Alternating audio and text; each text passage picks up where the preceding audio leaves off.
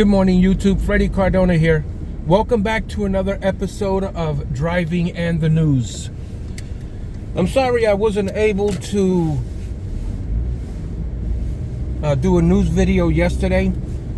I wasn't able to get out on the road and couldn't make one. So I apologize.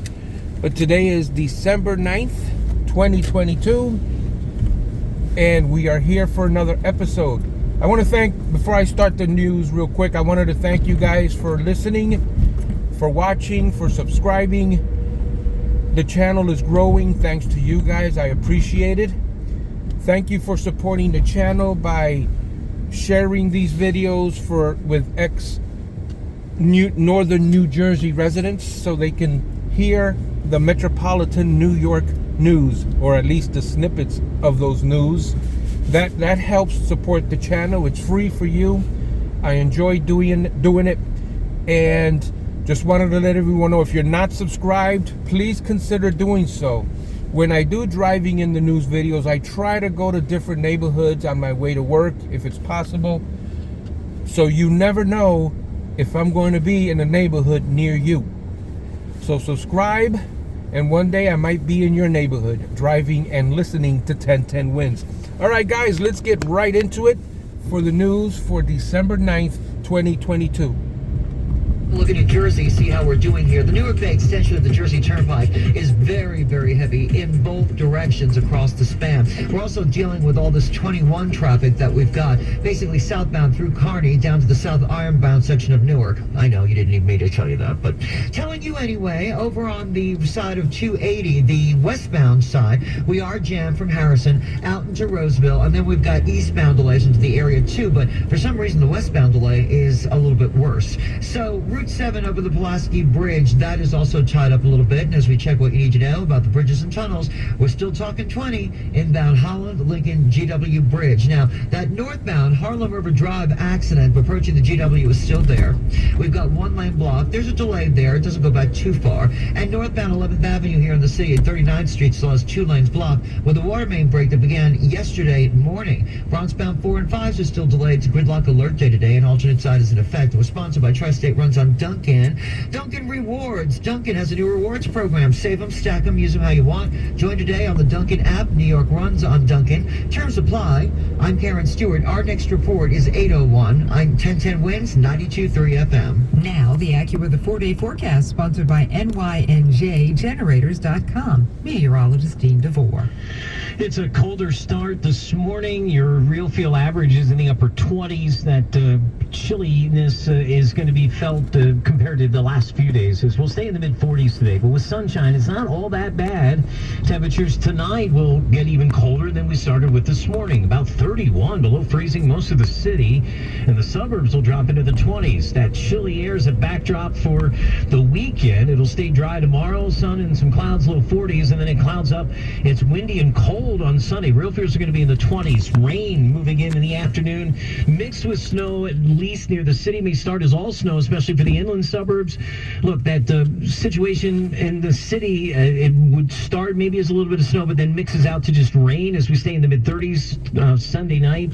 Areas north and west of the city, near and beyond that 287 corridor. That's where we think we could have some slushy accumulations and then some icy spots as we drop to 32 Sunday night. By Monday afternoon, we're brightening up and getting back up to 42 degrees. Mainly clear, 36 with a real feel of 27 at this hour. I'm AccuWeather meteorologist Dean DeVore, New York's weather station, 1010 Wins on 92.3 FM. Winds use time 7:53. Take your ball and go. That is the message from the city to pickleball players at the Cervali Playground in the West Village.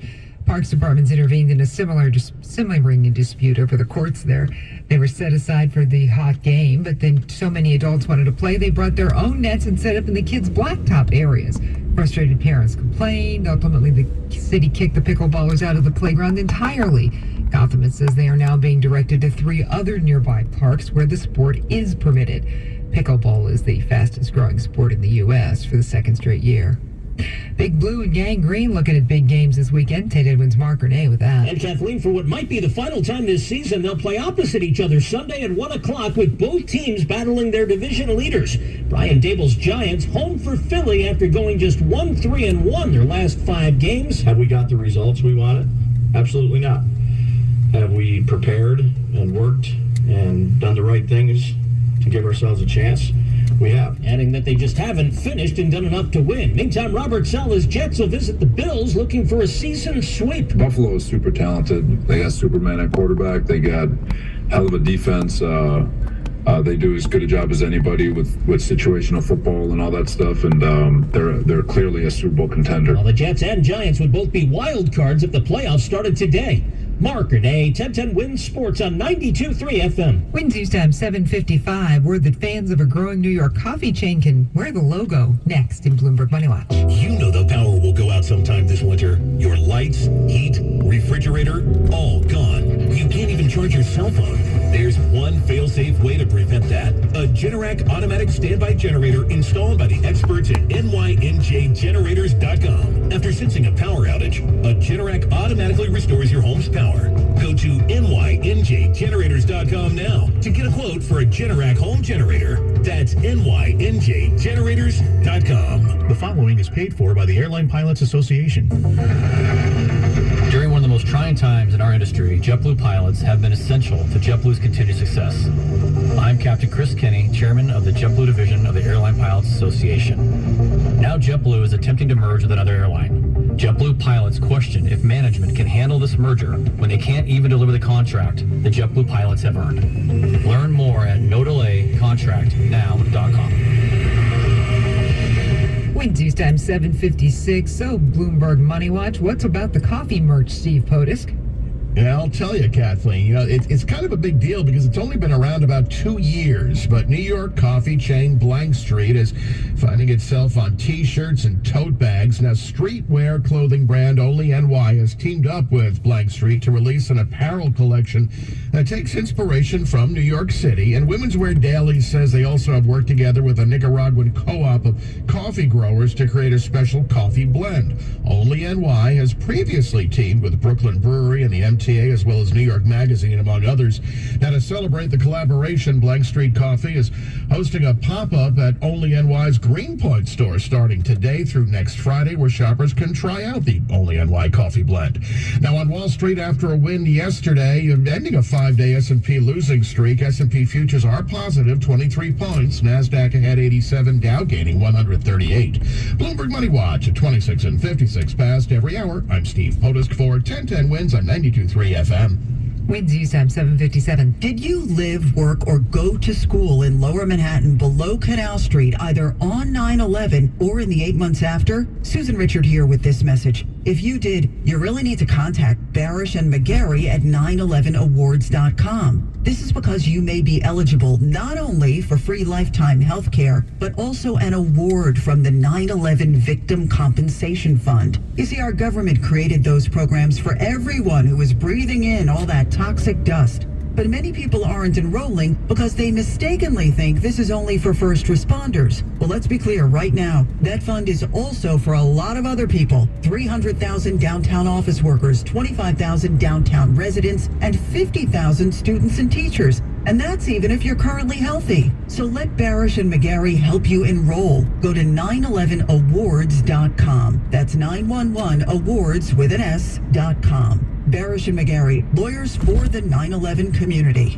Hey, it's L.B. Shore, Loudmouth, a movie documentary that you must see and bring your entire family to see as well. It's the life and battles of Reverend Al Sharpton and how this man stood up to the media and the government and took all the attacks and made this country deal with racism. How he rose from a street activist and a boy preacher to being one of the most iconic civil rights leaders in American history by exposing racism and bigotry for decades. The drama of seeing the attempts of people trying to stop the movement. From assassination attempts to scandals. Loudmouth. A must-see. You do not have a real view of America if you have not seen Loudmouth. In a theater near you, December 9th. Premiering on Amazon and Apple TV, January 13th. Directed by Josh Alexander. Executive producer, Emmy, Grammy, Oscar, and Tony Award winner, the EGOT, John Legend. Go and see Loudmouth. WINS. At Touro University.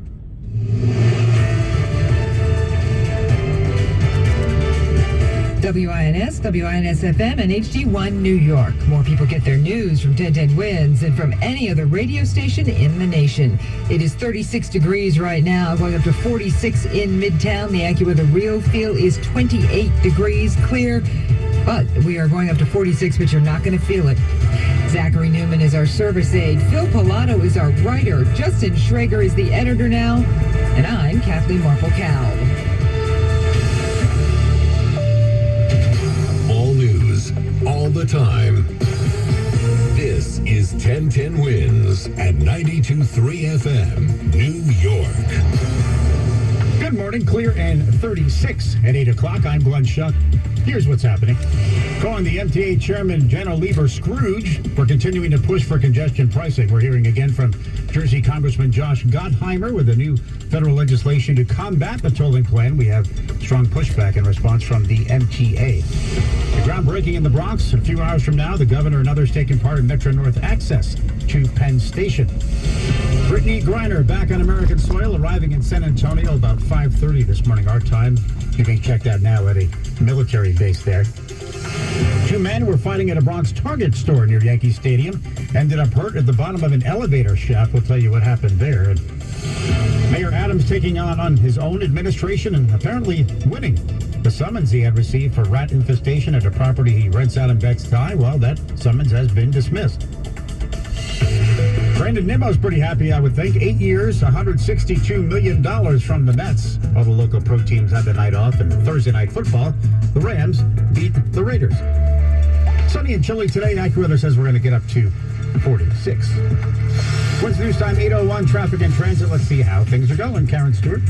Well, southbound Route 23 in Jersey and Wayne at 80 has a vehicle fire. Yeah, 2 lanes are blocked. So that's why you're stuck in what you're stuck in there. Again, it's southbound 23 at 80 in Wayne. Here's what you need to know about the bridges and tunnels. The number is magical, and it's still 20 inbound at the Holland, Lincoln, and the GW Bridge. Now, that Harlem River Drive accident, northbound, the one approaching the George, that accident has been cleared, and the delays are working themselves out right now. If you're heading out into Long Island or trying to get to Long Island on the eastbound LIE, we are delayed from 164th Street into the Douglaston right after the Cross Island Parkway. There is an accident there. Queensbound Fs have longer than normal waits for service. They're dealing with some limited crew availability issues right now. And if you're traveling in the Bronx, well, gotta say, it's very trafficy out here. Heard that correctly. It looks great. Eastbound side of the Cross Bronx off the 20-minute George is going to be delayed for you until you get out to Southern Boulevard. So that's a long ways with alternate side parking. I thought I'd go around and bypass all of the traffic, but I misjudged it. Use code radio for a free ticket. If you have a gambling problem, call 877-8-HOPE-NY and visit chatbucket.com/. Well, at least we have 1010 Winds to keep us company. I'm Karen Stewart, 1010 Winds on 92.3 FM. When's news time? 8:03. Jersey Congressman Josh Gottheimer for the last couple of years has been pushing hard to try to stop the congestion pricing tolling plan, calling it the Manhattan Moocher tax. Now he's got some new ideas, new legislation, in fact, to try to keep pushing back against it. Gottheimer will introduce a bill cutting off federal aid to the MTA or any other state agency that approves congestion pricing. I'm hoping they come to their senses and back off this $23 or a day or $5,000 a year congestion tax. The MTA is considering a fee for driving south of 60th Street in Manhattan. Supporters say it will reduce traffic and pollution by encouraging the use of mass transit. But the congressman says congestion pricing will cost too much for families who want to see the city's holiday attractions. To drive into New York City, added to the $10 to take your kid ice skating, would be a 230% increase. Ron Stern, 1010 Winds on 92.3 FM in Midtown. A statement from the MTA's Chief of External Relations, John McCarthy, reads like this. It's probably unintentional, but big thanks to the politician from New Jersey for reminding folks to use mass transit during the holiday season gridlock. No amount of grandstanding traffic denial changes the reality that congestion pricing is good for the environment, good for getting fire trucks, buses, and delivery vehicles through the city, and good for the 90% of people, including Jersey commuters, who depend on mass transit to get where they need to go. Speaking of mass transit, the governor The senator, other dignitaries today are going to be part of a groundbreaking regarding Metro North Penn Station access. It's a major step forward in the long-awaited Penn Station access project, creating an extension of the New Haven line to reach Manhattan's west side. The 4 stations will all be built in the East Bronx, from Hunts Point up to Co-op City. And once the line is complete, the MTA promises passengers a one-seat ride south to Penn Station or north to Connecticut in a third of the time it takes now. Senator Chuck Schumer, Congressman Richie Torres, and Governor Kathy Hochul will be on hand for this morning's groundbreaking, which coincides with Mayor Adams' announcement yesterday of plans to build 6,000 new affordable apartments near the new stations. Marla Diamond, 1010 wins on 92.3 FM in Hunts Point.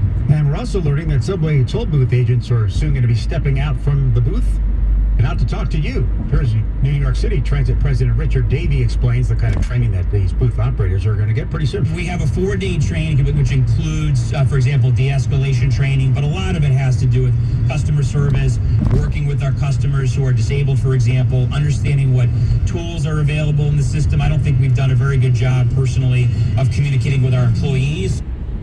Clear and 36, real feel 28. We'll get to 46. Rest of the day is sunny, breezy at times, and chilly. 31 in the city tonight, 20s in the suburbs, some sun and chilly again tomorrow, 43.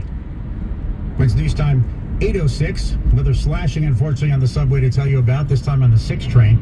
We have newly released surveillance photos we've gotten from the NYPD and transit cops. We'll put it up at 1010wins.com. 3:15 in the morning, southbound 6 yesterday, 33rd and Park. An unprovoked attack. The 66-year-old man slashed on the head and ear. He was taken to Bellevue to get that treatment as the attacker then ran off the train up to the street as they continue to try to find him. Basketball star Brittany Griner back home after the prisoner swap with Russia. This was the sound as the Gulfstream jet transporting Brittany touched down at Kelly Air Force Base in Texas this morning. As Jim Ryan tells us, the 32-year-old basketball star back home for the first time in 294 days. It was around 4:30 a.m. San Antonio time when a Gulfstream 5 touched down at Kelly Field. Minutes later, Brittany Griner stepped off to be taken to Brooke Army Medical Center. Therapy may not just be the only thing that she needs. She'll need her family and her friends. Mary Beth Fisk heads San Antonio's Ecumenical Center and says people who've been in Griner's shoes share common issues. Being easily startled or frightened. Also being on guard, in fear of danger. There's no timeline for Griner's stay at the medical center. Jim Ryan, ABC News, San Antonio. Another Marine, Paul Whelan, detained in Russia. This has happened several times over the decades. He's been there for 4 years now, American Paul Whelan, and he's still there. Pretty dramatic call from jail in a remote part of Russia into CNN last night. I would say that if a message could go to President Biden that this is a precarious situation that needs to be resolved quickly, and I would hope that he and his administration would do everything they could to get me home, regardless of the price they might have to pay at this point. The Biden administration response saying they are working to get Whelan freed as soon as they can, but they say it's a different situation than Brittany Griner because Whelan's being charged with espionage. Wednesday news time, 8:08. 2 men fighting inside a Bronx Target near Yankee Stadium ended up hurt at the bottom of an elevator shaft. The whole thing started, the police say, because a 16-year-old male was shoplifting in a Target store. A 29-year-old store employee was forcing him out, and they struggled. Various sources say they fought so hard their bodies pushed open the elevator doors, and they fell down the shaft. The 2 victims fell. One landed on top. One fell in between the elevator and the shaft down below the elevator. Deputy Chief John Sirocco says the one on top of the elevator car was removed immediately and is in serious condition. The one that landed in the pit of the shaft was removed and is in critical condition. Chief Sirocco says firefighters and rescue medics, as well as EMTs and paramedics, work side by side. We train every day for something like this, and when it happens, we're ready to go. Carol Dioria, 1010 Wins at 92.3 FM in the Bronx. For on our website, 1010wins.com, we also have some pictures of suspects wanted for an assault and robbery at a Bronx deli. Cops are saying a group of 5 men stole at least $4,000 in cash and attacked 2 employees. This was at the Alex Deli in Soundview around midnight Wednesday. As witnesses say one of the 5 had a gun.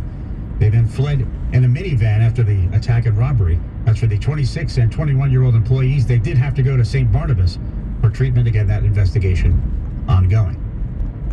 Wednesday's time, 8:09. Mayor Adams has taken on City Hall, as we've been telling you this week, and he got a victory. We told you earlier this week that his honor was fighting a $300 summons he received back in May for rat infestation that was found at a rental property that he owns in Bed-Stuy.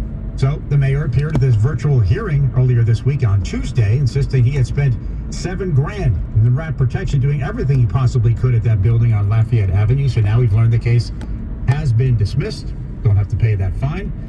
It was last week that Mr. Adams announced a new City Hall job opening, Rat Czar. All right, YouTube, thank you so much for listening. I showed you that building there for a reason. Thanks to Miriam for pointing out that for the past month, a little bit more, there's been progress on the building of it, the progress out of it, of the construction. And she pointed out that I'm also documenting not just history with these YouTube videos, but also documenting the history of that building there. From being a construction zone to an actual building. So yeah, I don't know what it's going to be, but now every time I come through here, I'm going to show that building and its progress. All right, guys, stay tuned so you can see the progress of that building, and you can be with me as we document history. We'll see you guys on the next video. Have a great day, guys and girls.